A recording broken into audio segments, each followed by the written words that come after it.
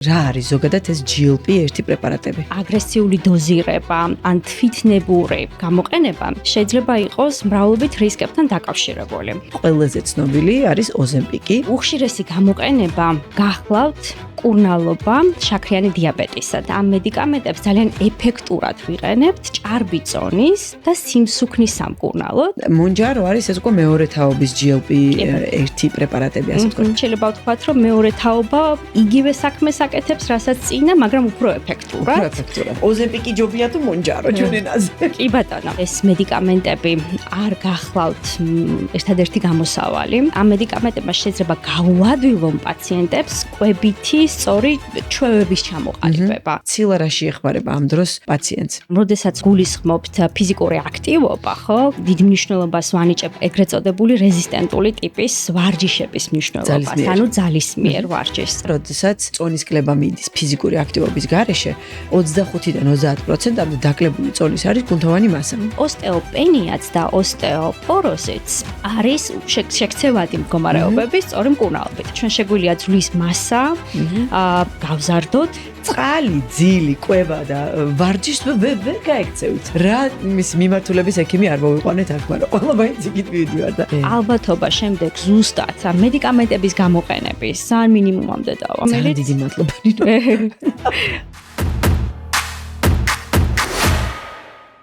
მოგესალმებით, ეს არის ჩერის მორიგი ეპიზოდი, ჩერის სივრცის და დღეს მე თქვენ პირობას გიდებთ, რომ არ შევაწყვეტინებ ჩემს სტუმარს საუბარს, არ ვიზმული დიახს არ ვიტყვი.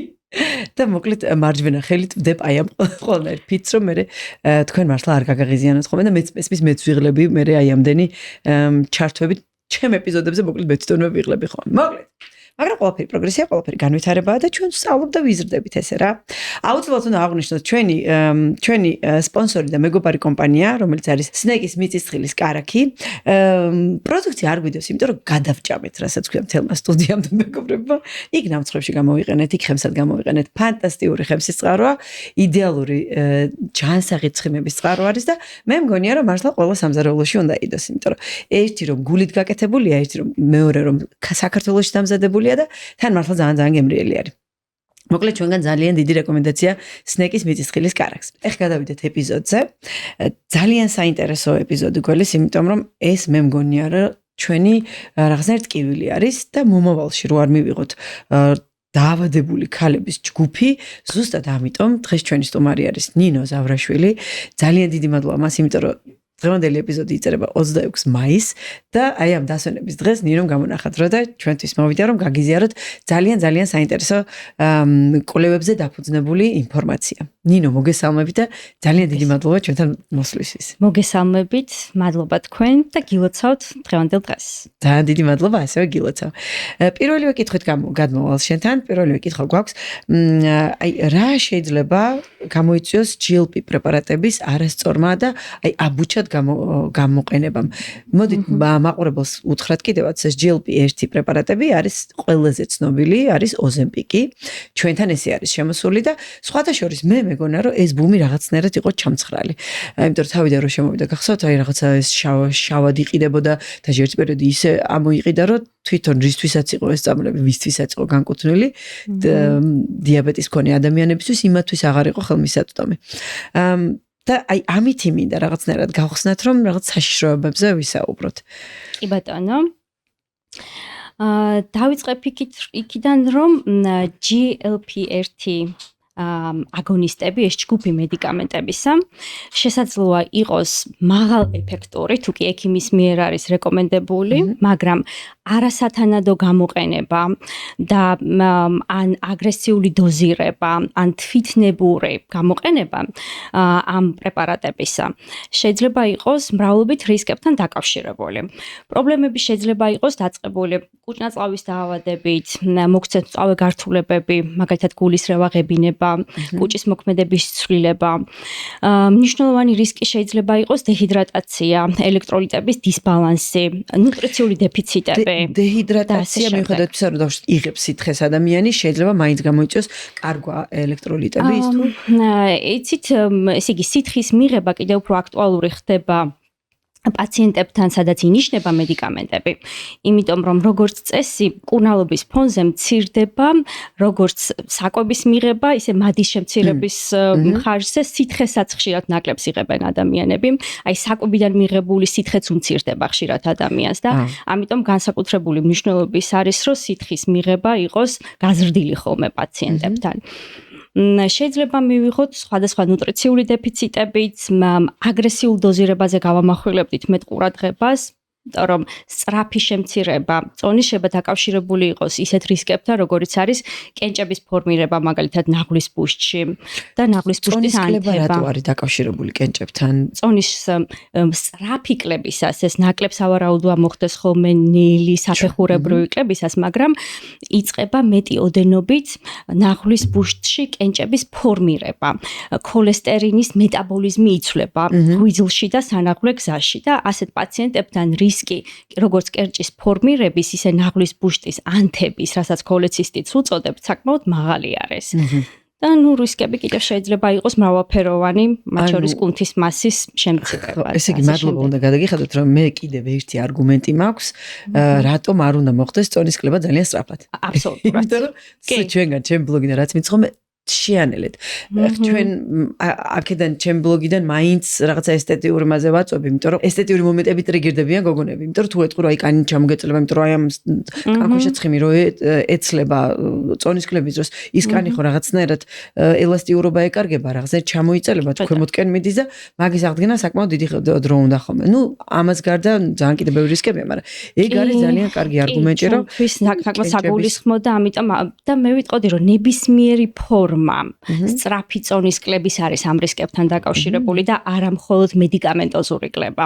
კი ბატონო. ამიტომაც გვინდა რომ გნებავთ ეს იყოს კალორიული დეფიციტით განპირობებული წონის შემცირება, გნებავთ ეს იყოს მედიკამენტოზური დახმარებით, გნებავთ ბარიატრიული მკურნალობის შემდგომ, ანუ წონის კლება გვინდა იყოს საფეხურებრივი და ნელი და რაც მთავარია ჩვენ მივიღოთ გამოჯანმრთელება პაციენტის და ვიზრუნოთ ხანგრძლივ და შენარჩუნებად შედეგებს. აი რა არის სწრაფი წონის კლება, ბარემ აქვე რო ვთქვათ, რამდენი ან როგორ ითვლება, რამდენი არის ნელი და რამდენი კილოგრამი არის სწრაფი დავუშვათ თვეში. ნუ საშუალოდ ხა სხვადასხვა პაციენტთან მაინც შეიძლება გარკვეული სიჩქარე ვარირებდეს სასტარტო მონაცემების და მიხედვით, მაგრამ კვირის განმავლობაში მაინც ვერიდებით ხოლმე კილონახევარი და მეტი წონის ვარდნას კლებას. კი ბატონო.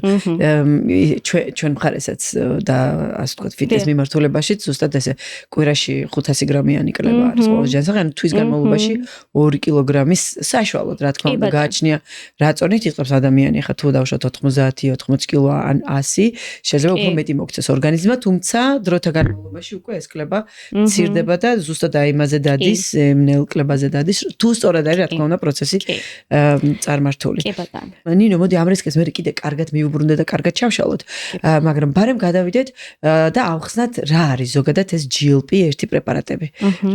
რას გულისხმობს და როგორ მუშაობენ? მექანიზმი რო აგვიხსნათ შიგნიდან. კი ბატონო, შევეცდები. ესე იგი თვითონ რომ წარმოვიდგინოთ ჩვენს ორგანიზმში, სისხლში შაქრის დონის რეგულაცია და კონტროლი არის რეგულირებული სხვადასხვა ჰორმონების შეთანხმებული მუშაობით. ეს ჰორმონები არის მაგალითად ინსულინი, რომელიც წარმოიქმნება პანკრეასის კონკრეტული უჯრედებიდან, ბეტა უჯრედებს უწოდებთ. ეს ჰორმონი არის მაგალითად გლუკაგონი, რომელიც ამავე ორგანოს პანკრეასის ახლა ალფა უჯრედებიდან წარმოიქმნება. არის კიდევ ჰორმონები, რომლებიც კუჭ-ნაწლავში წარმოიქმნება, ამათ გასტროინტესტინალურ ჰორმონებს უწოდებთ და ამ ჰორმონებს მიეკუთვნება ზუსტად ეს GLP-1, ეს აბრევიატურაა და გლუკაგონის მსგავს ჰორმონს, პოლიპეპტიდს გულისხმობს. არის კიდევ GIP, ანუ ეს რომ გადავთარგმნოთ არის გლუკოზა დამოკიდებული ინსულინოტროპული ჰორმონი, მაგრამ ესეც როგორც GLP-1, ეს ნაწლავის უჯრედებიდან წარმოიქმნება და მათი მთავარი დანიშნულება არის ის, რომ უზრუნველყონ ინსულინის და სხვადასხვა ჰორმონების ეფექტური წარმოქმნა კვების შემდგომ და ჩვენ ვუწოდებთ ამას გლუკოზაზე დამოკიდებულ მუშაობას. ანუ ამ ჰორმონების მეტი გამოთავისუფლება ხდება კვების შემდგომ ხოლმე და მათი სამიზნე ორგანოები სხვათა შორის ძალიან მრავალფეროვანი არის. GLP-1-ის რეცეპტორები, ანუ ის ცილები, რაზეც ისინი ზემოქმედებენ, სხვადასხვა ორგანოებში არის. მათ შორის ესე იგი პანკრეასი, საიდანაც ინსულინი და გლუკაგონი წარმოიქმნება. მათი რეცეპტორები არის მაგალითად ჰიპოთალამუსში, თავის ტვინში, სადაც ხდება მადის კონტროლი. რეცეპტორს რო ვიძახით, რას ნიშნავს? ანუ ის პანკრეასმა რო გამომიყო მე ის ინსულინი ჰიპოთალამუსში ტრიგერდება რაღაც და რეაგირებს ამ ინსულინზე. რეცეპტორებში გულისხმობთ ხოლმე უჯრედის ზედაპირზე არსებულ ცილებს, რო წარმოიდგინოთ, რომელზეც უკვე მოქმედებს სხვადასხვა ტრიგერი, ჰორმონი.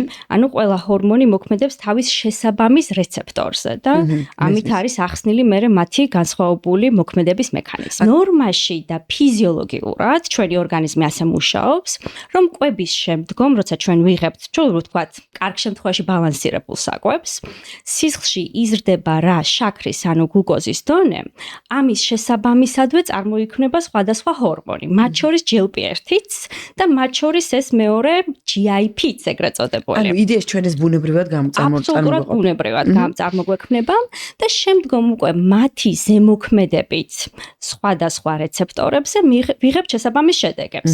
პირველი ეს გახლავთ ინსულინის ეფექტური გამოთავისუფლება. მეორე ეს გახლავთ მათი ზემოქმედებით, რომ ავხსნათ, კუჭიდან ნაწლავის მიმართულებით საკვების გადაადგილება ნელდება, შენელდება ხოლმე და ერთგვარ დანაყრების შეგრძნებას გვაძლევს. და ასევე მათი ზემოქმედება არის, როგორც თქვით, მადის ცენტრზეც, ამას ცენტრალურ მოქმედებას უწოდებთ, კერძოდ ჰიპოთალამუსზე, სადაც ვიღებთ ესე იგი მადის შემცირებას, მოთხოვნის შემცირებას. ეს არის თავარი მათი მოქმედების მექანიზმი. კი ბატონო, ესე იგი, შეგვიძლია ვთქვათ, რომ თვითონ ამ პრეპარატის დასახელება მოდის ჩვენს ორგანიზმში ბუნებრივად გამყოფილი ჰორმონების აბსოლუტურად ასეა. აი, განსხვავება ის გახლავთ, რომ ნორმაში და ფიზიოლოგიურად ეს მოლეკულები როცა წარმოიქმნება, ეს ჰორმონები როცა წარმოიქმნება, ეფექტურობა საკმაოდ სწრაფად კარგავს, ნახევარდაშლის პერიოდი ეს უწოდებთ საკმაოდ. რატო კარგავს? თუ რაიმეზე ეს ნორმა და ჩვენი ფიზიოლოგია არის, მაგრამ მედიკამენტები, რომელიც უკვე შექმნილი არის, იმეორებენ მათ მოქმედებას, მაგრამ უკვე მათი მოქმედების ხანგრძლივობა უფრო გაზრდილი არის. უფრო მდგრადია კი ბატონო და შესაბამისად უკვე მათ ვიყენებთ უფრო კომფორტულად, ასე ვთქვათ, საჭიროების შემთხვევაში. სხვადასხვა მედიკამენტის მოქმედების ხანგრძლივობა განსხვავებულია, მაგრამ უმრავლესობა აი ახალი წამლების გამოყენება შესაბამისად კვირაში ერთხელ ხდება ხოლმე მათი ნახევარდაშლის პერიოდიდან გამომდინარე. პოდკასტის წარმოდგენია Cherry Fit აპლიკაცია. ეს არის პლატფორმა, სადაც დაგხვდებათ უამრავი დისტანციური სავარჯიშო პროგრამები დარბაზის პირობებში, სახლის პირობებში, ასევე იქნება გაწერილი კვების მენიუები ძალიან ბევრი მიმართულებით, დაწყებული სამარხოდან, დამთავრებული ინგრედიენტებით და მზაკერძებით. ამასთანავე დაგხვდებათ სარეაბილიტაციო ტიპის ვარჯიშები, რომელიც ძალიან წაგადგებათ, განსაკუთრებით მათ, ვისაც გაქვთ ხერხემლის პრობლემები. აპლიკაციის გადმოწერას შეძლებთ როგორც iOS-ის, ასევე Android-ის ტელეფონებსაც. ჩვენ ვიცით, რომ უკვე არის წამოსული, ჩვენთან შემოვიდა თავიდან ეს ოზემპიკი. ეხლა გვესმის ძალიან ბევრი რაღაცა მონჯაროზე. მონჯარო არის ეს უკვე მეორე თაობის GLP-1 პრეპარატები, ასე ვთქვათ. რა სხვაობა არის პირველ თაობასა და მეორე თაობას შორის, ესეც რო აგვიხსნათ, თუ შეიძლება. ანუ ოზემპიკი ჯობია თუ მონჯარო ჩვენ ენაზე. კი ბატონო. ნუ როგორც თქვენ აღნიშნეთ, ეს პირველი თაობის წამლები, სადაც შედის ცნობილი მედიკამენტი სემაგლუტიდი, რომელიც ოზემპიკისა და ვეგოვის სახელით არის სავაჭრო სახელებით, ხო? უფრო ერთ რგოლზე მუშაობენ, მოდი ასე ვთქვათ, მხოლოდ GLP-1-ის აგონისტებს უწოდებთ მათ. აგონისტი რა?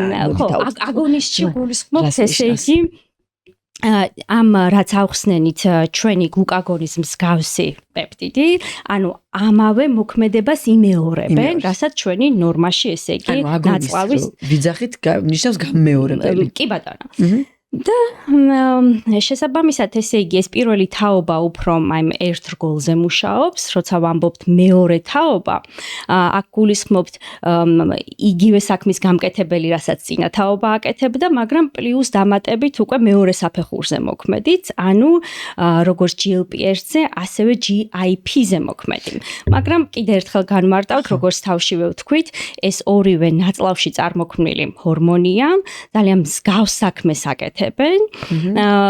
სინერგიულად, ანუ ერთად მუშაობს ორივე ჰორმონი კვების შემდგომ და შესაბამისად შეიძლება ვთქვათ, რომ მეორე თაობა იგივე საქმეს აკეთებს, რასაც წინა, მაგრამ უფრო ეფექტურად. და ასევე ვიტყოდით, რომ გვერდითი მოვლენების თვალსაზრისითაც აღმოაჩნდა შედარებით გაუმჯობესებული თვისებები რა და აი ეს არის ძირეული სხვაობა პირველ და მეორე თაობას შორის. გვერდითი ბარემ მაშინ ავხსნათ რა ქონდა იმას გვერდითი მოვლენა, რაც ამას აღარ აქვს უკვე მეორე თაობას. გვერდითი მოვლენები ძალიან მსგავსი არის ორივე შემთხვევაში. უხშირესი გვერდითი მოვლენა არის ესე იგი კუჭ-ნაწლავთან დაკავშირებული დისკომფორტები, კუჭის მოქმედების ცვლილება, შეიძლება იყოს სისუსტე, თავბრუსხვევა და სხვადასხვა ჩივილები, მაგრამ შედარებით ნაკლები სიხშირით და ნაკლებად გვხდება მეორე თაობის პრეპარატებთან. თუმცა ცხადია გვაქვს ინდივიდუალური кейსები, მაგალითად ყავს პაციენტები, რომელთაც უკეთ მოურგიათ პირველი თაობის პრეპარატები, ვიდრე თქვათ მეორე, მაგრამ სტატისტიკურად უმრავლესობა პაციენტებთან მაინც შედარებით მაღალ ეფექტურობას და უფრო ნაკლებ გვერდით მოვლენებს ნახულობთ მეორე თაობის წამლებში. მეორე რგოლი რო აჩვენე, მეორე რგოლი თქვით რა არის ის მეორე რგოლი?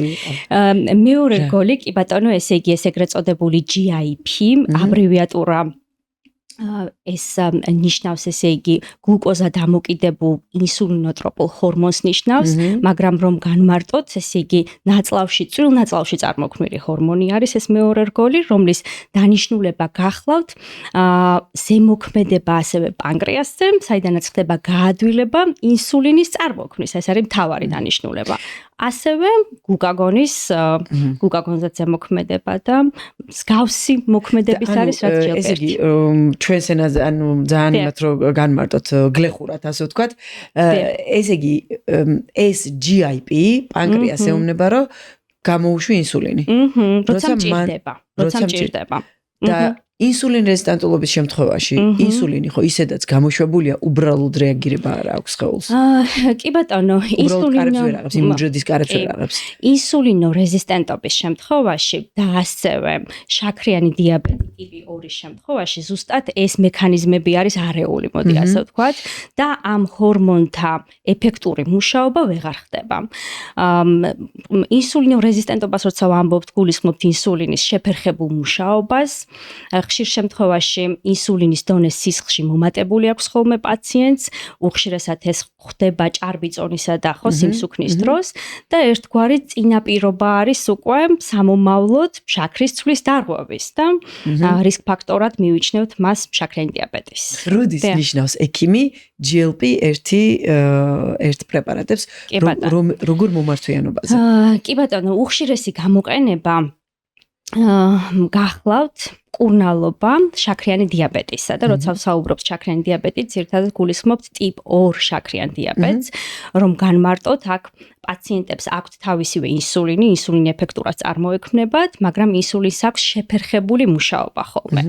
მაგრამ აქვე რომ განმარტოთ ამ შეფერხებული ინსულინის მიზეზი უხშირესად ჭარბიწონა არის, ან სიმსუქნე არის.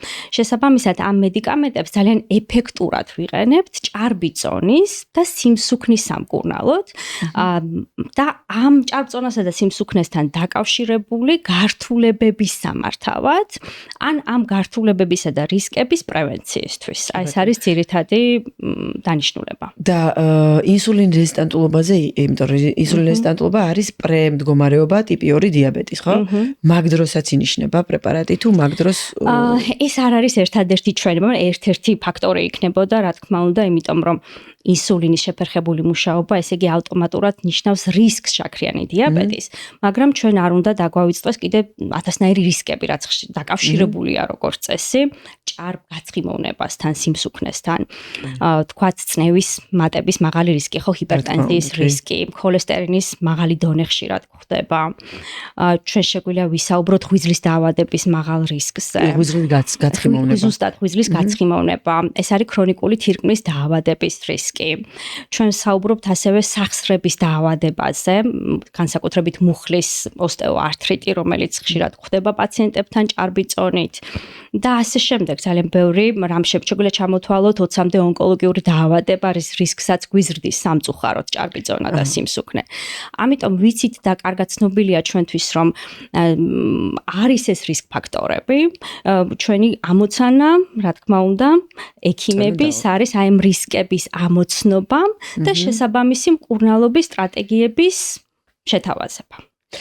მაშინ აი ძალიან კარგად გადავდივართ ამ კითხვაზე, რომ არის თუ არა მარტო აი ეს GLP-1-ის პრეპარატები ერთადერთი გამოსავალი პაციენტის შემთხვევაში. იმიტომ რომ მე როგორც ვიცი, ეს არის ძალიან კარგი დამხმარე იდეაში და რაღაცნაირად ჩვენთან უფრო განსხვავებული ხედვა არის რა რაღაცას რომ გაიგებენ ის არის ერთადერთი ამომავალი წერტილი და აი რაღაცა პასუხისმგებლობის გადავარება გვიყვარს რა, რომ აი რაღაცა გამოჩნდა ჩვენი იმედია, გადავაბარეთ და всё, ჩვენ ფეხზე გადავიდეთ. აბსოლუტურად გეთანხმებით, ეს მედიკამენტები არ გახლავთ ერთადერთი გამოსავალი, თუმცა შეიძლება იყოს კარგი დამხმარე საშუალება, აი ძალიან ბევრ გოლში მოდი ასე ვთქვათ, ერთ-ერთი, მაგრამ ასევე უხსნით ხოლმე პაციენტებს, რომ ამ მედიკამენტებმა შეიძლება გაუადვილონ პაციენტებს კვებითი სწორი ჩვევების ჩამოყალიბება და ჩვენი მიზანი არის ზუსტად ის, რომ თავშივე განუმარტოთ, რამდენად მნიშვნელოვანია ჯანსაღი ბალანსირებული კვებითი ჩვევების შესწავლა და ჩამოყალიბება და ცხადია ფიზიკური აქტივობა, რომელიც ერთად უნდა იყოს ახსნილი, განმარტებული და პრაქტიკულად მნიშვნელოვანეს როლს თამაშობს, რა თქმა უნდა, ნებისმიერი დაავადების პრევენციაში და მკურნალობაშიც კი. ზუსტად, მაგრამ აიც რა მაინტერესებს, რამდენად კაცრები ხართ ექიმები მაგ ბავშვში, აი მაგალითად მოვიდა თქვენთან პაციენტი, დაინიშნა ეს პრეპარატი, უთხარით რომ პრეპარატთან ერთად ეს აუცილებლად ეს უნდა გამიკეთო და მეორედ მოსვლაზე. აი გადაკონტროლება როგორ ხდება? რამდენად იქ ორიანტს უწევთ? ხო, არ ვიცი რამდენად ეფექტურად შეიძლება გამოგდიოდეს ესეთი მკაცრი კონტროლი, იმიტომ რომ არის ჩვენ მიერ გაცემული ცალსახა რეკომენდაციები და მოდი განმარტავ აქვე. კვებითი კუთხით ეს არის ძალიან დიდი ხაზგასმა ცილით მდიდარ საკვებზე. სითხეზე ვისაუბრეთ და ეს ელექტროლიტებზე, მაგრამ როდესაც გულისხმობთ ფიზიკური აქტივობა, ხო, განსაკუთრებულად დიდ მნიშვნელობას ვანიჭებთ და ყველა პაციენტს განუმარტავთ ხოლმე ეგრეთ წოდებული რეზისტენტული ტიპის ვარჯიშების მნიშვნელობას, ანუ ძალისმიერ ვარჯიშს, რომელიც დიდი მადლობა ნინო. რა თქვენ მადლობა. ხო, ანუ ეს არის ნამდვილად აუცილებელი პირობა, მოდი ასე ვთქვათ, ნებისმიერი ფორმა მკურნალობის დასახვისას გნებავთ ეს იყოს მხოლოდ ნუტრიციული დიეტოთერაპია, ანუ კალორიული დეფიციტის ასე ვთქვათ, შეთავაზება პაციენტისთვის, თუ მედიკამენტის გამოყენება, თუ ბარიატრიული მკურნალობა, მოკლედ ფიზიკურ დატვირთვას და სწორ ვარჯიშს, ხომ, გადამწყვეტი მნიშვნელობა აქვს კუნთის მასის შენარჩუნებასა და განვითარებაში, ჩვენ არ ვსაუბრობთ მხოლოდ შენარჩუნებას, არამედ განვითარებაზე ვზრუნავთ და ავტომატურად ეს გულისხმობს ძვლის მინერალური სიმკვრივის გაუმჯობესებასაც და ძალიან აქტუალურ თემას, მაგალითად, რასაც ოსტეოპოროზს უწოდებთ, ხო, რაც ძვლის სიმკვრივის შემცირება არის და მოტეხილობის მაღალი რისკი, მოკლედ კუნთისა და ძვლის ჯანმრთელობა ძალიან მნიშვნელოვანი საკითხი არის და ამაზე დიდ ყურადღებას. რა შეეხმარება ამ განსაკუთრებით თუნდაც ინსულინ რეზისტენტულობის ან ზოგადად ჭარბი მქონე ადამიანს კუნთოვანი მასა რა შეეხმარება თქვენ ექიმისგან გაიგონ გიხარით ჩემგან აღარ ესმით. კუნთის მასა პირველ რიგში მნიშვნელოვანი არის თუნდაც უკეთესი მეტაბოლიზმისთვის, შაქრის უკეთესი კონტროლისთვის. ძალისთვის და ენერგიისთვის, ხო, ჩვენ ახლობთ პაციენტებს, სადაც რეგულარულად ვარჯიშობენ, ფიზიკურად აქტიურები არიან, ენერგიის დონეც თვით შეგრძნებაც ბევრად უკეთესი აქვთ. მენტალური ჯანმრთელობა, ხო, ამაზე ზრუნვა ძალიან მნიშვნელოვანია და სტატისტიკურად მნიშვნელოვანია სხვაობა იმ პაციენტებში, ვინც ვარჯიშობენ და არ ვარჯიშობენ, რამდენად უკეთ არიან მენტალურად, ფიზიკურად და ამ შემდეგ. კიდევ რა და ძვლის ჯანმრთელობა, ხო? ანუ იქ სადაც ნახულობთ განვითარებულ კუნთის მასას, ამის შესაბამისად უკეთესია ხოლმე ძვლის მინერალიზაციაც.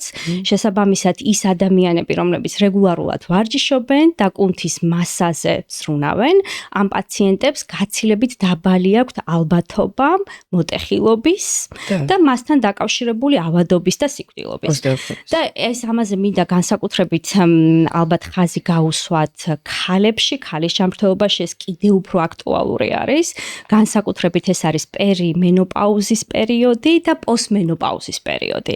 ჩვენ სულ არ შევეხოთ წონას ამ მედიკამენტებზე საუბარს, სამწუხაროდ კუნთის მასა ასაკთან ერთად მცირდება და ეს განსაკუთრებით მნიშვნელოვანი ხდება პერიმენოპაუზულ და პოსტმენოპაუზულ პერიოდში. და აი ამაზე ამიტომ როგორც ვიცი, ესტროგენის კარგოსთან ერთად ძვლის სიმკვრივე ისედაც იკლებს, იმიტომ რომ მენოპაუზისკენ რომ მიწადა ქალბატონი, ესტროგენის დონე მცირდება და შესაბამისად ისედაც კაცზე უფრო სწრაფად ეცლება ქალს, ასე ვთქვათ, ძვლის სიმკვრივე. აბსოლუტურად ასეა და ეს არის, ეს ფიზიოლოგიური ცვლილებები, რაც ხდება ქალში ცოტა უფრო ადრე და კაცებში ცოტათი უფრო მოგვიანებით, მაგრამ ორივეგან თუმცა კაცებშიც ხდება. აბსოლუტურად. ამიტომაც მაინც ვიტყვი, რომ ჩვენი რჩევები არის, რომ ჯამრთელ ქალს პირობითად უკვე 60-65 წლის ასაკში ძვლის მინერალიზაცია უნდა შეუმოწმდეს, ანუ ძვლის სიმკვრივე შეუფასდეს ხოლმე და კაცებში 70 და აი ეს შეფასება სხვა შორის მე ადრე დავსწორე, ძალიან ბევრმა ჩემმა გამომწერმა საერთოდ არ იცოდა ზოგადად დექსასკანის არსებობის შესახებ. მეც არ ვიცოდი საქართველოში იყო თუ არა. თქვენ გითხარით, აი ეს დექსასკანი საერთოდ ძალიან მაგარი იქნება, როგორც აი სკრინინგი გადაიტანეს უფასოდ, უნდა იყოს ესეც რაღაცნაირად რამდენი წლის მერე არის აუცილებელი, რომ ქალმა იმოწმოს ძვლის სიმკვრივე. ძალიან მნიშვნელოვანი თემა არის. ჩვენი რეკომენდაციებით, რომელიც დაფუძნებული არის ევროპისა და ამერიკის ამ შესაბამისი ოსტეოპოროზის შემსწავლელი ასოციაციების გზამკვლევებს, ასე ვთქვათ, მოწოდებული არის უსიმპტომო ჯანმრთელ ადამიანებს, ქალებში ეს გახლავთ 65 წელი და ზემოთ ჩაუტარდეთ დენსიტომეტრიული კვლევა და მამაკაცებს 70 წელი და ზემოთ. ეს გახლავთ რენტგენზე დაფუძნებული კვლევა, რომელსაც დასხივება აქვს მინიმალური, არის უმტკივნეულო და სწრაფი კვლევა, რომელიც გვაძლევს ძალიან კარგ შესაძლებლობას გამოვავლინოთ მოტეხილობის რისკი. მაგრამ ასაკობრივი ჯგუფი ბევრად უფრო ახალგაზრდაა, თუ კი პაციენტს აქვს შესაბამისი რისკ ფაქტორები. რისკ ფაქტორები არის მაგალითად თუნდაც უმოძრაო ცხოვრების წესი, მაგალითად მწეველობა. ასაკი ძალიან მალე დაიწყებს.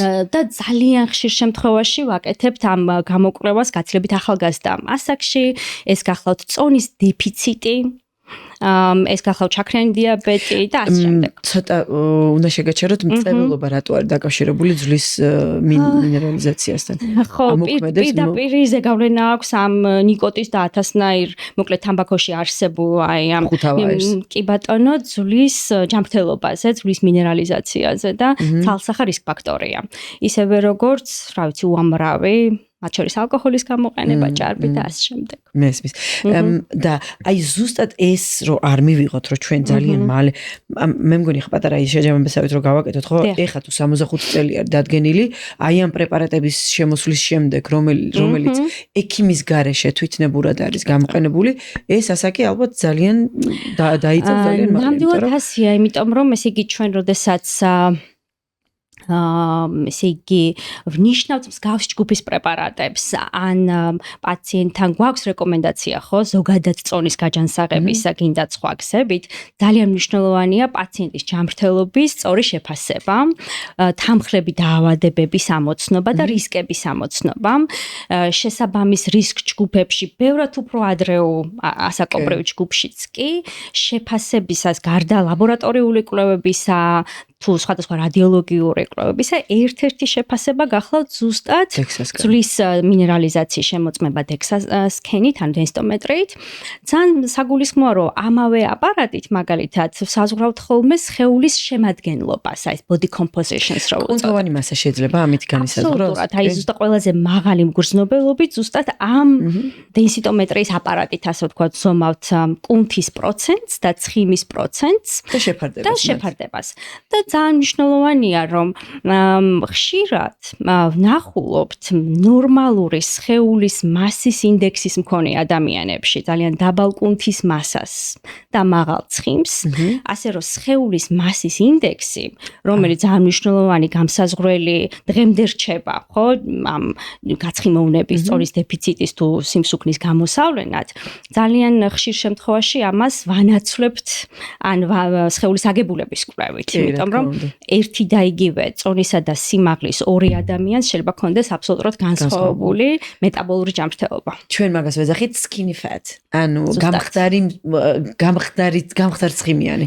როდესაც ადამიანი თავის კუნთურ მასას არ აქცევს ყურადღებას და მასში უფრო მეტი ცხიმი არის, ვიდრე აბსოლუტურად ესეა და ეს მოდის თანხვედრაში ხოლმე ხშირად მე იმ ლაბორატორიულ მონაცემებთანაც, რასაც ვნახულობთ, ხო? ქოლესტერინთან იგივე გამხდარ ადამიანს, როდესაც მაღალი ქოლესტერინი აქვს ხოლმე, ხანდახან შოკის მომგვრელია, თუმცა აიხსნება იმითი, რომ კუნთოვანი მასა აქვს ნაკლები. კი ბატონო, ქოლესტერინისა და ტრიგლიცერიდების მატება, ინსულინის შეფერხებული მუშაობა, გაცხიმოვნება ღვიძლისა შეიძლება შეგვხდეს გამხდარ ადამიანშიც, ხო? ანუ აქ გულისხმობ ზუსტად ამას, სადაც გვაქვს ნაკლები კუნთის მასა და ბევრი ცხიმი. ერთი კითხვა დამება და უცებ, როდესაც დავუშვათ ადამიანს აქვს ფარისებრის პრობლემა, დავუშვათ, არ ვიცი, წყობრიდან არის გამოსული ფარისებრს და ჭარბი წონაა ამ შემთხვევაში. GLP მოქმედებს, აი GLP-1-ის პრეპარატები მოქმედებს, იმიტომ რომ GLP ხო იდეაში მადას გიქვეითებს და ინსულინს, ანუ ფარისებრის არასწორი ფუნქციონირება ინსულინზე ახდენს გავლენას, რომ არ არის გამოთავისუფლებული ან არასწორად რეაგირებს სხეული მასზე. ძალიან კარგი შეკითხვა არის, ანუ პირველი მინდა გითხრათ, რომ ზუსტად ამიტომ აქვს ძალიან დიდი მნიშვნელობა პაციენტის შეფასებას, მანამ სანამ დაიწყება ნებისმიერი სახის მკურნალობა გულისხმობ წონის, ვთქვათ, შემცირების მიზნით, თუ არის იმ მომენტში ფარისებრის ფუნქცია გასასწორებელი, მოდი ასე ვთქვათ, პირველ რიგში ამით უნდა დავიწყოთ ხოლმე. მაგრამ პარალელური მკურნალობაც, მას მერე რაც წესრიგდება ფარისებრის ფუნქცია შეგვიძლია ცალსახად. ეს პირდაპირი ზეგავლენა არ ფიქსირდება, არ. ხო, იმიტომ რომ როგორც წესი, ხო, აი ჭარბი წონა რატო ხდება, იმიტომ რომ რაღაცა გადააჭარბა საკვებში, ხო, ყველა ვარიანტში. და აი როდესაც დაქვეითებული არის ფუნქცია, მაგ შემთხვევაში შეიძლება დავუშვათ ადამიანი არ ჭამდეს, უბრალოდ რასაც ჭამდეს ის ყველაფერი ერგებოდეს, იმიტომ რომ მეტაბოლიზმი არის ძალიან შენელებული. მეტაბოლიზმი ცალსახად იცვლება, ფარისებრის ფუნქცია, როდესაც იგი დაქვეითებულია, მეტაბოლიზმი შენელებული არის ხოლმე და მარტივია წონის მომატება და პირიქით ფარისებრის ჰორმონების სიჭარბისას დაჩქარებული არის, მოკლედ ენერგიის ხარჯვა, მეტაბოლიზმი ძალიან დაჩქარებულია და შესაბამისად წონას მარტივად კარგავს პაციენტი. ცოტა რომ დავბრუნდეთ, ახსენეთ ცილის მიღება არისო ძალიან მნიშვნელოვანი აი ამ პრეპარატის მიღებისა და ძალისმიერი ვარჯიშები.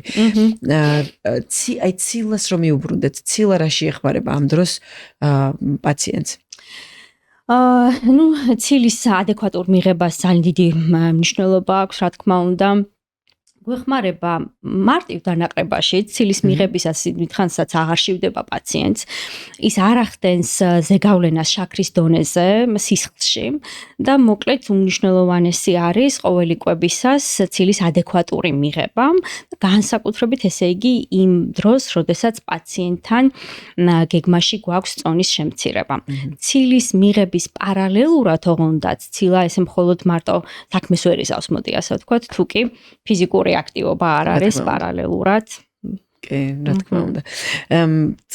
წეღან შეიძლება ეს თქვენი მიმართულებით კითხვა არ იყოს, მაგრამ ჩვენ რო ვახსენეთ, რომ კუჭში საკვების გაჩერება ფერხდება და დიდი ხანი ხდება, დავუშვათ, მაგიტომაც არის დიდი ხანი და ნაყროვანების შეგრძნება.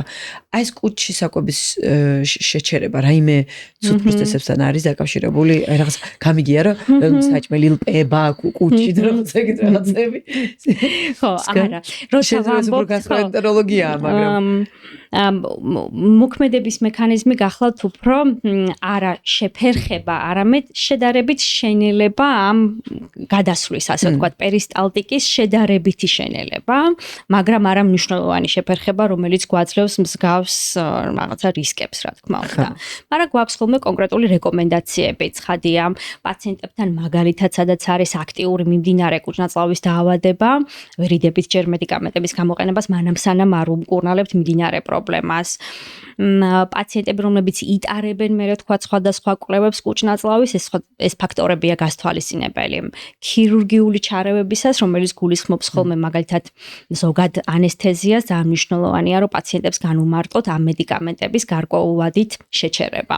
და ეს თან ბევრი დეტალი არის, რაც გასთვალისწინებელია. ეს იგი წეღავ თქვი რომ შემოგვეჭამა თქო და აი აქვე არ ვიცი ზემოდან თუ საიდანღაც გაიგეს და ეგრევე დაგვაწიეს თან უსაყვარლესი ეტიკეტი აქვს შეცვლილი და ძალიან მომეწონა აქვე გეტყვით რომ ბარემ შევიხსენოთ ჩვენი მეგობარი კომპანია რომელიც არის სნეკი მიწისთხილის კარაქი საქართველოში დამზადებული და ოღონდ რაც სავარია აგერ ძალიან დიდად აწერია შაქრის გარეშეო არ შეიცავს დამატებულ შაქრებს და დამატებული შაქრები არის ეს ისეთი კომპონენტი, რომელიც ყველა ეტიკეტზე უნდა ეძებოთ.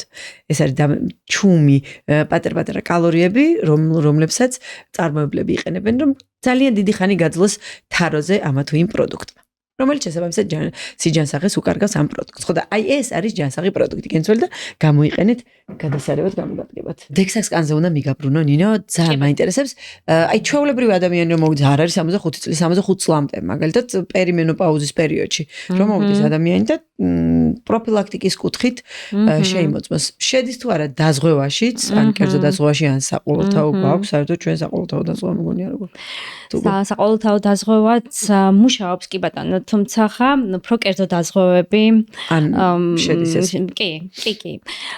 პროტოკოლურად როგორც თქვით, ან ყველას ეკუთვნის კვლევა და ვფიქრობ და რა თქმა უნდა ითვალისწინებენ ხოლმე დაზღვევების განსაკუთრებით ესა ექიმის მიერ არეკომენდებული და უფრო ახალგაზრდა ასაკშიც თუ კი გარკვეული რისკ ფაქტორებია. სამწუხაროდ რისკ ფაქტორები ბატონო. აი ხო, მაგალითად აი ახალგაზრდა გოგონებში რა შეიძლება იყოს რისკ ფაქტორი, რომ ექიმა გადაწყვიტოს დექსას კანი გჭირდება. კი ბატონო.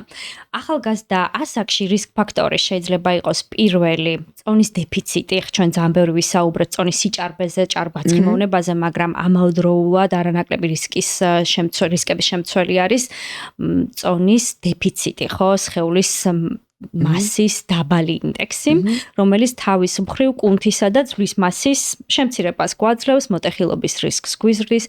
მოკლედ ეს ერთი თემა თუ არის წონის დეფიციტი. მეორე ეს გახლავთ ზოგიერთი ჰორმონის გლუკოკორტიკოიდებს, სტეროიდებს უწოდებთ, მათი გამოყენების ისტორია, ეს ჰორმონები ხშირად ინიშნება ხოლმე პაციენტებთან სხვადასხვა ქრონიკული ანთებითი დაავადებების სამკურნალოდ. მაგალითად აი ყველაზე ცნობილი მაგალითად პრედნიზოლონი, მაგალითად დექსამეტაზონი, ამ მედიკამენტების გამოყენება ხდება ხოლმე სხვადასხვა რევმატოლოგიური ან ავტოიმუნური დაავადებების სამკურნალოდ. ვიკეთებდი ალერგია მქონდა 1 წელი და აი პერიოდულად. კი, იშვიათი გამოყენება, ერთეული გამოყენებების საბედნიეროდ პრობლემა არ არის, მაგრამ ხშირი გამოყენება, გვირობით და თვეობით გამოყენება, ან ზოგჯერ წლობით გამოყენება პრობლემა არის. ეს გახლავთ კიდე სამწუხაროდ ონკოლოგიური პაციენტები, სადაც დანიშნული არის ხოლმე მაგალითად ქიმიოთერაპიის სხვადასხვა რეჟიმები, სადაც ასევე თვითონ ეს ქიმიოთერაპიული წამლები, ან პლუს დანიშნული მსგავს ტიპის ჰორმონები გახლავთ დამატებითი რისკ ფაქტორი. სწრაფი კლება შეიძლება იყოს აბსოლუტურად. სწრაფი წონის შემცირება, კი ბატონო, არის ერთ-ერთი მთავარი მიზეზი, როგორც კუნთის მასის შემცირების, რასაც ჩვენ სარკოპენიას უწოდებთ, და ძვლის მასის შემცირების, რაც ოსტეოპენია და ოსტეოპოროზი ქვია. ასე რომ აი ამ შემთხვევებშიც აუცილებლად მახვილდება ამაზე ყურადღება.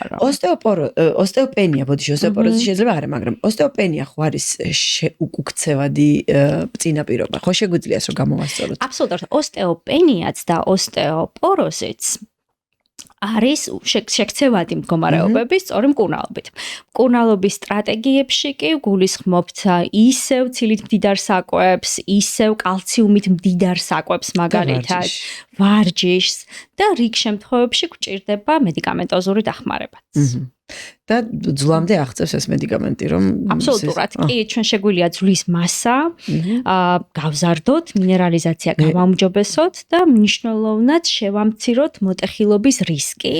თუმცა არიან პაციენტები, სადაც სამწუხაროდ მოტეხილობა უკვე არსებობს და აქ უკვე ამოცანა არის, რომ ჩვენ დავიცვათ პაციენტის შემდგომი მოტეხილობა. მედიკამენტს მე მგონია, რომ მაინც ბოლოსკენ გადავწიოთ. ძალიან კარგია, რომ ბოლოსკენ ახსენეთ. პირველი, რა თქმა უნდა, არის მდიდარი საკვები და მეორე არის ზუსტად ეს რეზისტანტული ძალისმიერი ვარჯიშები და დარტყმითი ეფექტის ვარჯიშები, რასაც აქვს ისეც. აი, ქალებისთვის ძალიან რეკომენდირებული არის ეს პატარა ხტომები, თუნდაც ლახტი არის იდეალური. ანუ, როდესაც ძვალს აქვს რაღაცა ესეთი დარტყმითი ეფექტის წინაღობითი, ასე ვთქვათ, ვარჯიშები, ძალიან სწრაფადვე ეუბნება სხეული, რომ ეხლა ჩვენ ამას რაღაცა პერიოდულად რაღაცა გვირტყავს და უნდა გავაძლიეროთ ჩვენი ძვლის სიმკვრივე.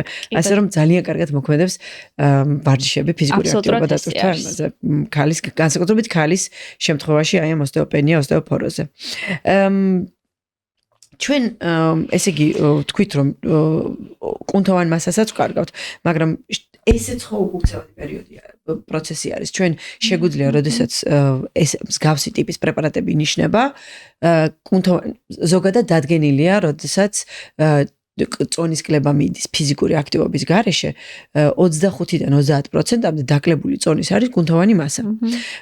აი კიდევ ერთხელ მინდა რომ ხაზი გავუსვათ, რომ ამისი შეჩერება შეგვიძლია ჩვენ, ხო? და შეგვიძლია რომ ეს GLP-1 პრეპარატები რაღაცა სასიკეთოდ კი არა და მაქსიმალურად ეფექტურად გამოვიყენოთ. აბსოლუტურად ასე არის და გეთანხმებით.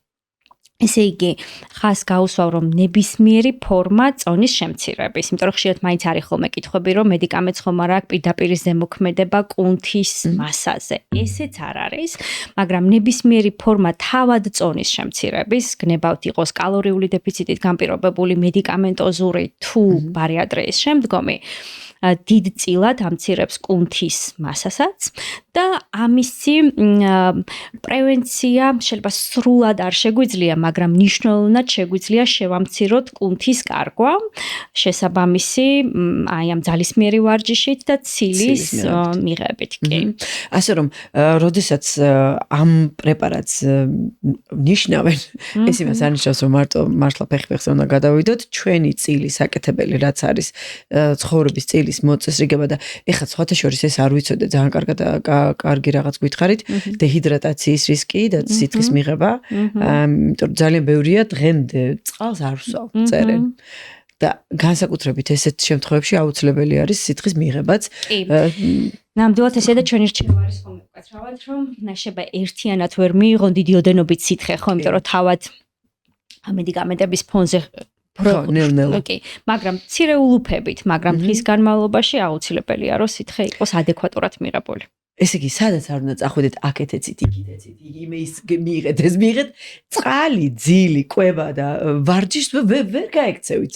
ვერსა და რა გინდა რო ქნათ, აი რა იმის მიმართულების ექიმი არ მოვიყვანეთ აქ, მაგრამ ყველა მაინც იქით მივიდივარ და ამიტომ პრეპარატებამდე ეს ამ 4-ს თუ მოიწესრიგებთ, მე მგონი პრეპარატებამდე შეიძლება აღარც მოვიდეს ადამიანი. ძალიან ნაკლები ალბათობაა ზოგადად ამ 4-ის. მე ვფიქრობ ბავშვობიდანვე ამაზე ზრუნვით, რომელზეც ვფიქრობ ძალიან დიდი აქცენტებია გასაკეთებელი, აი ბაღისა თუ სკოლის ასაკიდან და მარტო ჩვენთან გლობალურად პრობლემა არის. იმიტომ რომ ამაზე რომ ჩვენ ვიზრუნოთ სკოლის ასაკიდან, ამ განათლებაზე ვიზრუნოთ. არა მარტო ბავშვების, არამედ მშობლების, ხო? ალბათობა შემდეგ ზუსტად მედიკამენტების გამოყენების ძალიან მინიმუმამდე დავა. ნამდვილად, როცა ჩვენ მხოლოდ მედიკამენტებზე ვართ ხოლმე დამოკიდებული. მოდი ბარემ ეხა გადავთვალთ ჩავქოლით ეს GLP-1 და რაღაცა. ძალიან ბევრი კვლევები ვიდება ამ ბოლო დროს, რომ ძალიან კარგად მოქმედებს მსგავსი პრეპარატები. ეს GLP-1 პირველი თაობა, მეორე თაობა, იქ გულსისხლძართა დაავადებებზე ასევე დამტკიცდა თუნდაც ღვიძლის გაცხიმოვნებაზე, ნეირო გართულებებზე და აი თუ არის ეს მართალი და თუ იყენებენ დავუშვათ ამ პრეპარატებს ამ მიმართულებითაც. კი ბატონო. თუ ჭარბწონას რომ აგვარებს იქიდან გამომდინარე გვარდება შესაბამისად ეს პრობლემებიც. კი ბატონო. ნუ დამრავალფეროვანი სარგებლის მომცემია მართლაც ეს ჯგუფი წამლების, როცა სწორად ვიყენებთ ცხადია, სწორი დოზების, სწორი ინსტრუქციებით, სწორად არ შერჩეული პაციენტი, კრიტერიუმებია დაცული შერჩევის. უხშირესი გამოყენება ზუსტადაც არის, როგორც შაქრის მოწესრიგება, ესე იგი, ისე ჭარბიწონისა და სიმსუქნის რისკების შემცირება და განსაკუთრებით გულისხმობთ ზუსტად პირველი გულსისხლთა დაავადების რისკის შემცირებას, გულისხმობთ ინფარქტი, ინსულტის რისკის შემცირებას, უეც არის სიკვდილობის ალბათობის შემცირებას. აქ გულისხმობთ ასევე წნევის გაუმჯობესებას, ხო, ანუ ჰიპერტენზიის მკურნალობა ერთის მხრივ, ღვიძლის დაავადების, ღვიძლის გაცხიმოვნების შემცირება, თირკმლის უკეთესი დაცვა, თირკმლის დაავადების პრევენცია. სახსარზეც ვისაუბრეთ, ხშირი არის ოსტეოართრიტი, მუხლის სახსრის და სხვადასხვა სახსრების და ნუ ვიღებთ კიდევ ბევრ ახალ მონაცემს რაც უფრო გადის დრო, ხო, უფრო მეც ვიგებთ ამ პრეპარატების შესახებ. ეს გახლავთ თუნდაც სხვადასხვა ნეიროდეგენერაციული დაავადებები, ნაწლავის ჯანმრთელობა შორს ძალიან მნიშვნელოვანია, ქრონიკული ნაწლავის ანთებითი მდგომარეობების შედარებით გაუმჯობესება პაციენტებში. გვერდითი მოვლენა თუ კუჭ-ნაწლავის რაღაცა დისფუნქციასავით აქვს, ნაწლავს როგორ აუმჯობესებს? კი, ძალიან სწორი, ანუ გვერდითი მოვლენა ეს უფრო თავში მკურნალობის დაწყებისას არის ხოლმე მოსალოდნელი, რაც არის გამოხატული უფრო აი ეს გულისრევა, ღებინების მომენტი, თან კუჭის რაღაც ახალი რო შედის არიღებს ხეული მაგას. ეს უხშირესად მოგვარებადი არის და ზუსტად ვიცით როგორ მართოთ ხოლმე პირობითად. ხშირად არის დოზა დამოკიდებული და გვაქვს შესაბამისი ინსტრუქციები რა დროს როგორ შევცვალოთ თქვა დოზა თუ წამალი და არის რიგი შემთხვევებისა სადაც შეიძლება გაჩერებაც მოგვიწიოს ხო მკურნალობის. მაგრამ აი ხანგრძლივი ეფექტური უკვე მკურნალობისას ზოგადად მცირდება ეს ქრონიკული ანთებითი მდგომარეობის ფონი და სხვადასხვა დაავადებების, ესე იგი, რისკი მნიშვნელოვნად მართლაც მცირდება. არის ადიქციური ჩვევები კიდევ, რომელსაც ვნახულობთ, რომ შედარებით მცირდება ადამიანს. აი, მაგ ემოციებს მივადგები. იცით რა, თუ ანუ ზოგადად ისედაც ეს GLP-1, როდესაც ისე ხდება ექიმის გვერდითავლით გამოყენება, ძირითადად იყენებენ იმიტომ, რომ მართონ აპეტიტი. დააქვეითონ მადა და რაღაცა ნაკლები საჭმელი მიიღონ, მაგრამ ძალიან ხშირი არის იქ ძალიან ბევრი ინტერნეტ წყაროში გამიგია, წამიკითხავს კიდევაც, რომ ამ მადის შემცირებასთან ერთად აქვეითებს რაღაცა ემოციურ რაღაცა გზებსაც. იქ რაღაცა სიყვარულს ვეღარ გრძნობ ისე ძლიერად, ანუ ემოციური მომენტები არის შემცირებული, იქ სექს დრაივი არის დავარდნილი და აი ესეთი მსგავსი ტიპის შეიძლება ედიქციაც ეს ხო მაღალ ემოციაზე დამოკიდებული ფაქტორი არის და მაქედან გამომდინარე ხო არა მცირებს ამ ადიქციას. კი ბატონო, ესეც საინტერესო თემა არის. კი უმრავლესობა პაციენტებთან, რასაც ვნახულობთ ხოლმე კლინიკურად. ეს არის უფრო ხშირად ამ ემოციური კვების, ჩვენ ამას სტრეს კვებას უწოდებთ, ამის მნიშვნელოვნად შემცირება. ასევე სტატისტიკურად მნიშვნელოვნად ვნახულობთ მაგალითად გუნება განწყობილების პირიქით გაუმჯობესებას, მაგრამ არის გარკვეული პროცენტი, არც თუ დიდი, მაგრამ გარკვეული პროცენტი პაციენტებისა, სადაც შეიძლება შემცირდეს მოტივაცია, გარკვეული სიამოვნების, აღქმის მომენტი. კი.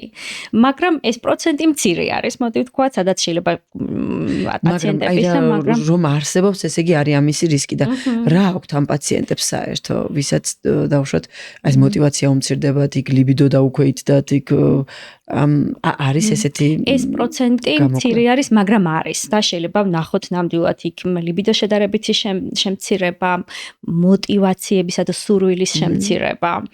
და ამიტომ ესეც მნიშვნელოვანი საკითხია და ყოველ ჯერზე როცა ხვდებით პაციენტს, აუცილებელია რომ გაკეთდეს აქცენტები, კარგად გამოვიკითხოთ, რა გაუმჯობესდა და გაუარესდა. არის რაც გაუარესდა. და თუ გაქვთ ამის სტატისტიკა, რა აქვთ ესეთ პაციენტებს საერთო, ვისაც აი მოტივაცია დაუარდა, მცირე პროცენტია რა თქმა უნდა, მაგრამ აი თუ გაგივლიათ პარალელი რა აქვთ საერთო ფონი ან ჯანმრთელობის გართულების ან ხო აი ესევე გამიჭირდება გითხრათ ამ პაციენტების საერთო მახასიათებლები რა არის ჯერ კიდევ მაინც ბევრია რაც არ ვიცით ალბათ ჯერ ძალიან ახალი არის და მაგიტო პრეპარატი ალბათ იქნება კიდე მეტი და მეტი დროთა განმავლობაში მეტი და მეტი ინფორმაცია ნამდვილად თუმცა ანუ ესეთი რაღაცა რადგან არსებობს ესეც ძალიან მნიშვნელოვანი არის რომ ვიცოდეთ კიდევ აი ბოლოსკენ მივიდივართ მაგრამ მაინტერესებს ესეთი რაღაცა განსაკუთრებით ისეთ ადამიანებს დავიცავთ ვინც ესე თვითნებურად იყენებენ მე ვიცი რომ როდესაც პაციენტი ექიმთან მოდის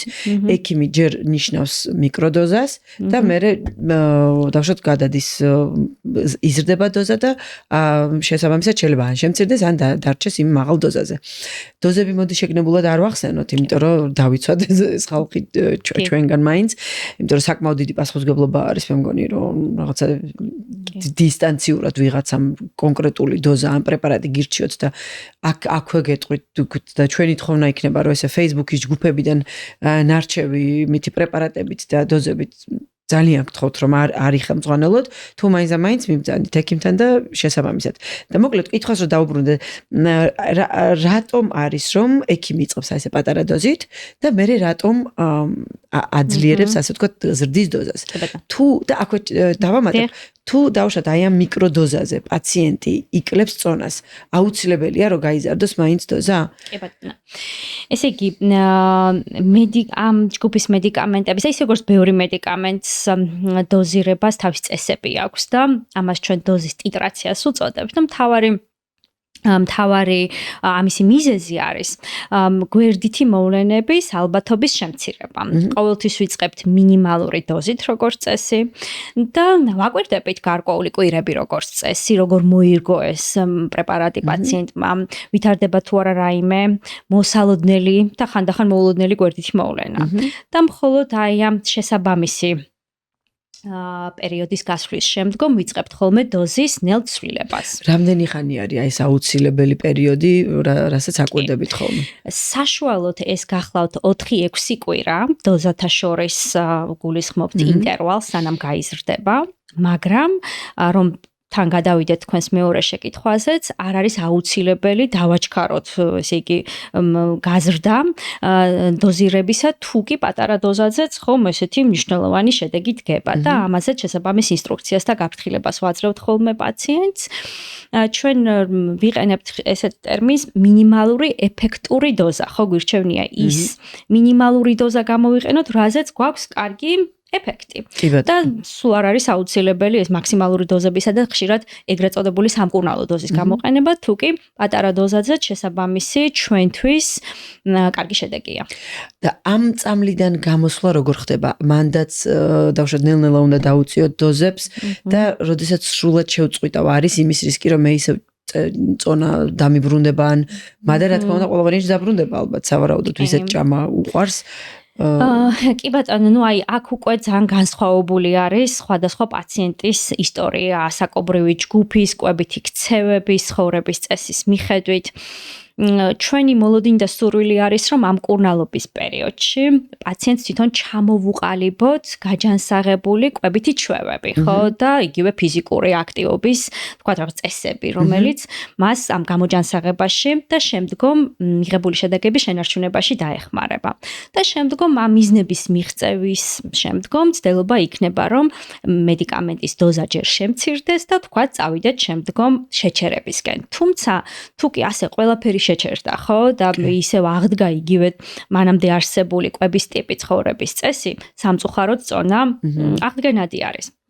არის რიგი შემთხვევებისა, სადაც მედიკამენტს ნიშნავთ ხანგრძლივად, ზოგადად ეს ჯგუფი წამლებისა გათვლილია ხანგრძლივი გამოყენებისთვის, პრაქტიკულად მუდმივი გამოყენებისთვის, რადგან თავად დაავადება რისთვისაც ვიყენებთ, წარმოადგენს ქრონიკულ დაავადებას. ანუ ქრონიკული სიმსუქნის შემთხვევაში პაციენტის სულ უნდა იყოს ქრონიკულად ამ მკურნალობა ხანგრძლივია, კი ბატონო, და ისევ ძალიან განსხვავებულია პაციენტთა ისტორიები, შემდგომ უკვე მათი ქცევები, კვებითი ქცევები თუ ცხოვრების წესის ცვლილება თუ როგორ ხდება, მაგრამ არის რიგი შემთხვევებისა, სადაც მედიკამენტი მიზანშეწონილია გამოყენებულ იქნას პრაქტიკულად მუდმივად როგორც სხვადასხვა ქრონიკული დაავადებების მკურნალობისას, ეს გახლავთ შაქრიანი დიაბეტი, ეს გახლავთ მაგალითად კი ბატონო ინსულინების თუ ტაბლეტური მკურნალობების გამოყენება, მაგალითად ჰიპერტენზიის ან მაღალი ქოლესტერინის მედიკამენტოზური მკურნალობა, სამწუხაროდ ქრონიკული დაავადებები მუდმივ მართვასა და მეთვალყურეობას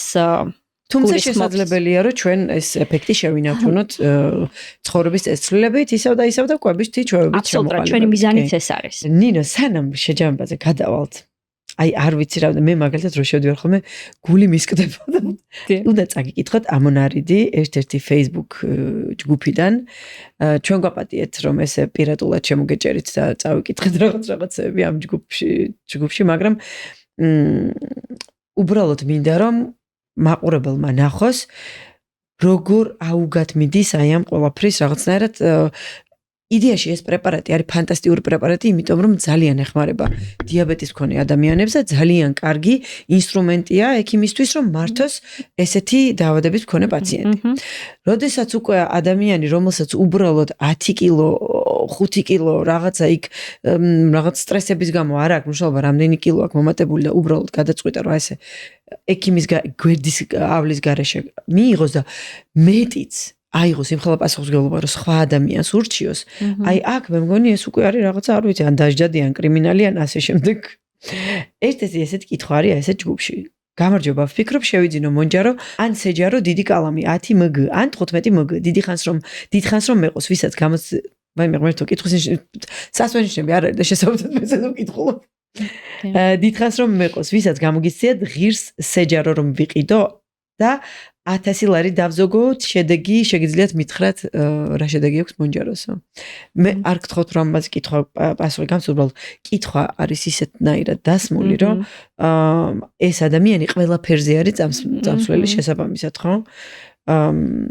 მე ვიღაცა ეუბნება რომ სეჯარო არის რუსული ანალოგი მუნჯაროსში და ერთ და იგივე არისო და ეს კიდევ ეკითხება და რა ვქნა დავზოგო 1000 ლარი და ვიყიდო ეს და მე ვიღაცა ეუბნება ვიღაცა სეჯაროს შეძენა სად შეიძლება მომწერეთ მიწერეთ ან დაურეკეთ და ნომერი არის მითითებული ანუ ამ პრეპარატებს ხო აქვს თავის შენახვის წესი? ხო, ცხადია.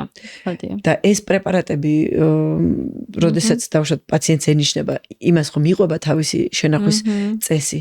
და აქ არის კიდევ ერთი ასეთი კომენტარი, რომელიც ეუბნება, რომ ან მაცივარში მაქვს პრეპარატიო, 6 თვის წინ ვიყიდე არ გამომიყენებია და თუ გნებავთ ჩემგან იყიდეთ, უფრო იაფად მოგცემთ.